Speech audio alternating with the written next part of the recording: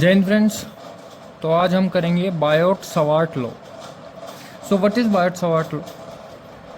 कि let us assume कि अपने पास एक वायर है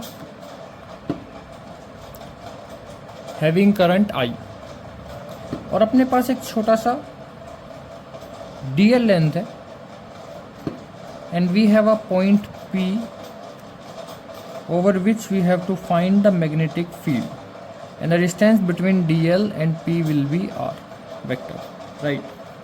So according to Biot-Savart law, magnetic field over p due to a length dl will be directly proportional to current, will be directly proportional to length, will be inversely proportional to the square of distance, that is r. तो अपने पास dB will be directly proportional to I dl over r square. Now अपने पास एक angle आता है which is theta, which is between dl and r. So also directly proportional to sin theta. So I dl sin theta over r square. And we know whenever we remove the sign of proportionality, we came across a constant. In this case it will be k I dl sin theta over r square, right? Now the value of k in case of Biot-Savart law या magnetic field will be mu naught over 4 pi, which also have value equal to 10 to the power minus 7 Weber per area per meter, sorry, Weber per ampere per meter,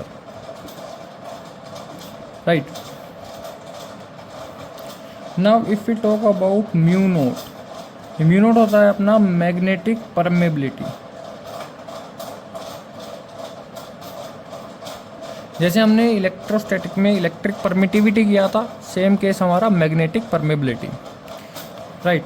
और अगर हम इसी Biot Savart law को vector form में लिखेंगे तो D B vector will be equal to mu naught over 4 pi I D L cross R vector over R cube vector.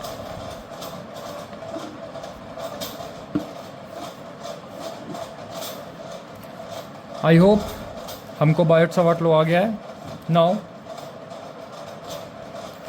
Now we have to find the direction of magnetic field. Direction of magnetic field due to a current carrying conductor. So हम जानते हैं via right hand thumb rule कि अगर कोई भी current carrying wire में current जाता है तो magnetic field will be in circular loop, and direction of these circular loop, this magnetic field will be given by right hand thumb rule, which says कि place your thumb in the direction of current and close your all fingers. तो जिस loop में हमारी fingers close होंगी उसी loop में हमारा magnetic field की डायरेक्शन बन जाएगी। आई होप आपको ये समझ में आ गया। सो मिलते हैं अगली वीडियो में। जय हिंद।